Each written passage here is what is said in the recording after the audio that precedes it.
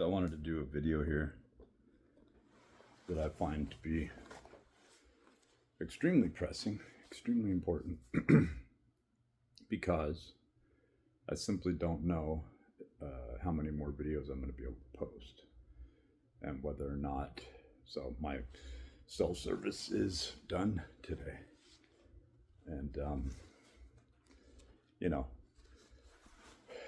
looking for some sort of capricious handout or just simply getting the basics in life at having to sell things off or work, slave away and be underpaid, have to give premium products away for pennies on the dollar to people who are just capitalistically taking advantage of the next person. I mean, that is America. That is the lineage. And so I wanted to do a pressing video on what I see, how I should have listened to myself and followed my own internal knowing, my own internal clock, my own internal gnosis, if you will. And yeah, I'm not going to stop this video just simply because the thoughts that I've had just aren't coming out the way that I want to, or flowing out, or that I look really bloated and gruff, or whatever the reason might be. The information is extremely important. And maybe we'll have to get another cup of coffee while we talk about this, right? So if you go on just about any channel these days, what you're going to find is that something is coming, right? You'll see this. Something is coming, and something big is changing, and there's going to be a big event that occurs. But what most people in the pericosum of their own thoughts don't take into consideration is the fact that the biggest event that you'll go through as far as this body and this existence is death. And that, in retrospect, what people are describing is, this is a very sensitive subject, and I don't want to get flagged off YouTube for saying these things, so I'm going to use terminology, whether you respect it or don't respect it or not, that navigates around this. So instead, using the S word or murking oneself, I think you understand where I'm getting at. And it's important to understand that self-hatred in the act, and you're going to see a huge, would insurgence be the proper word? A huge increase in the number of people doing this. Right? So, don't hate yourself. Don't hate yourself when you're finally going through with the act, and even more so since you don't have any experience at this, because to have experience at this means that one was, let's use the term successful, there's no return trip, at least not in the same body. And so ideas, concepts, fantasies regarding flat time, time travel, all the things that could be postulated, they don't eclipse or reduce the notion, the intensity of the fact that will be the biggest event that's facing many people, and it's happening right now. It's not tomorrow. And so I think about the men that I brought into this world, two great men, my two sons, Antonio and Colin. And I think about it and I'm going, in the past it was wars, and that was, this dramatic, fatalistic outcome. And nowadays, we're being forced to actually take ourselves out. And that is the reality of the situation. And I just think it's extremely important to have yourself in the right state of mind when you're approaching this, that you went through all the self-hatred in life. You came to a place where you even attempted a treatise with yourself. You got burned out on all the ideation of, the emu dystopic aspects of self-annihilation. And you want to live. And the irony here is that many of us have never lived, never will live, never will be given the chance to actually live.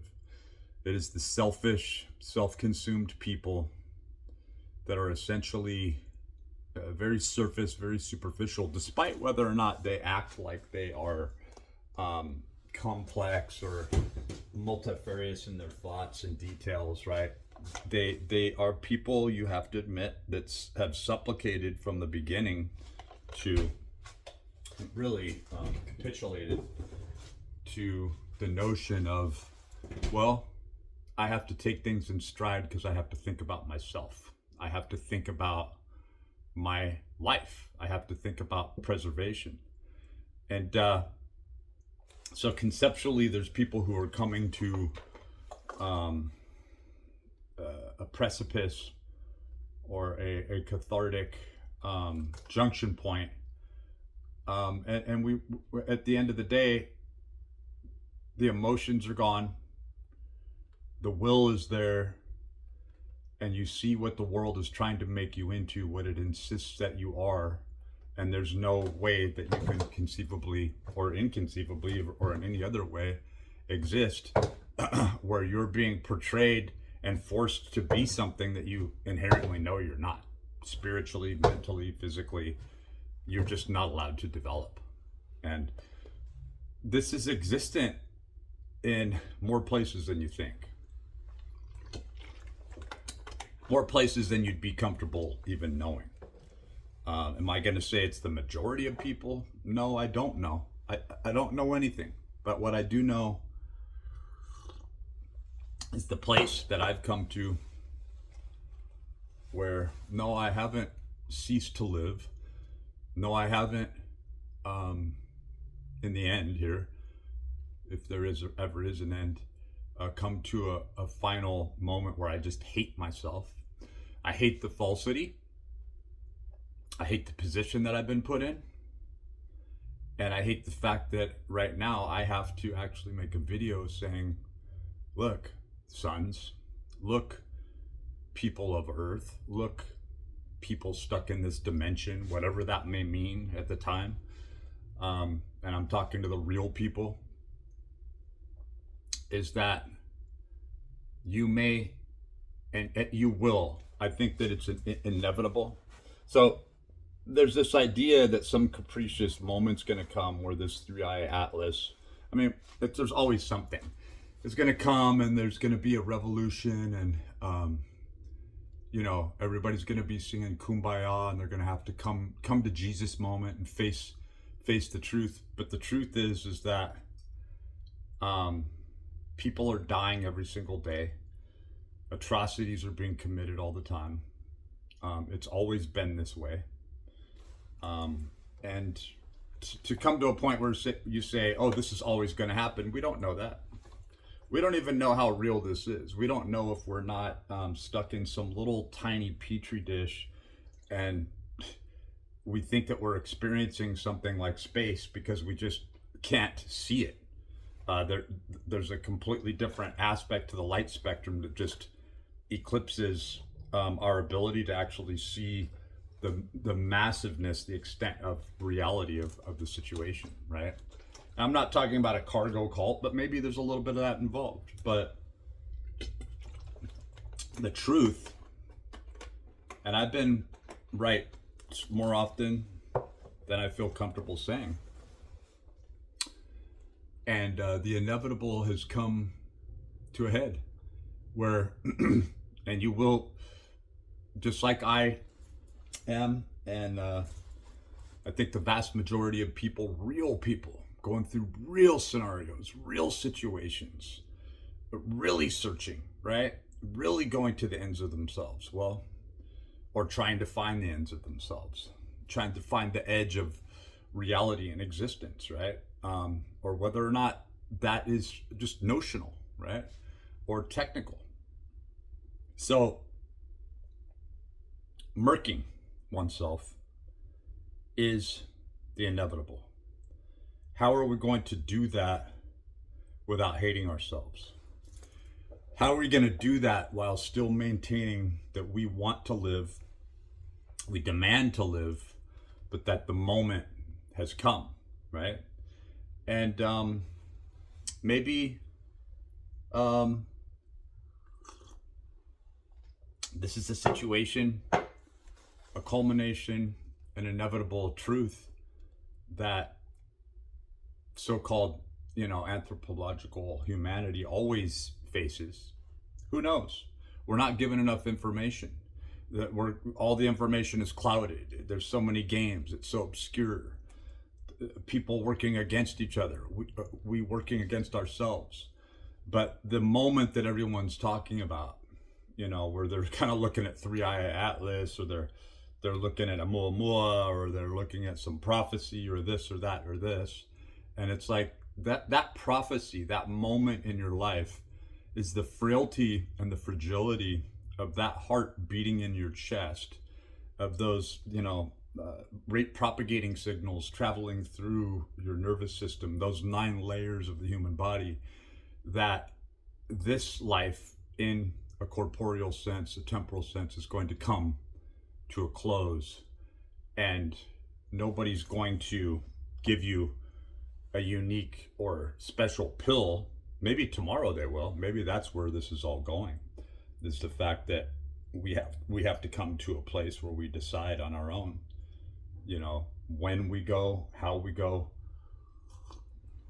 and that people are actually in mass being passed out pills, end of life pills. So I don't think that what I'm stating here is a depressing aspect. In fact, this may be the only escape. I'm not trying to create some suicide cult that tells people to do this. I'm saying just the opposite, where people need to become the best version of themselves, as positive as they can, but the effort of trying to add on arms or wings or existential aspects to a self, you need to get over that. You are who you are, and who you are doesn't need any additives or superlatives. It doesn't need any augmentation. And when you know that you're experiencing something that is completely foreign to you, but it poses and postures itself as you, well, that's really what this is all about. What we're stuck to, what's clinging to us. And what I'm saying is the antithetical to a depressing end of life scenario, where I'm saying that the moment may soon come. In fact, I think that it most inevitably will, that we are going to have to make that decision, and it's either become consumed by something and lose yourself entirely, or love yourself, love the purity, believe in the existence that things should be better, and that you've reached the point of critical mass where this carbon-based existence is so false that it needs to be rejected. And the only way to really truly reject it, and not in a defiant way that is negative on any level, we're talking about a point in time, a junction point that is based around complete and total positivity. And I know this sounds very abstract right now, but I think this is going to age well if it doesn't just get pulled off altogether.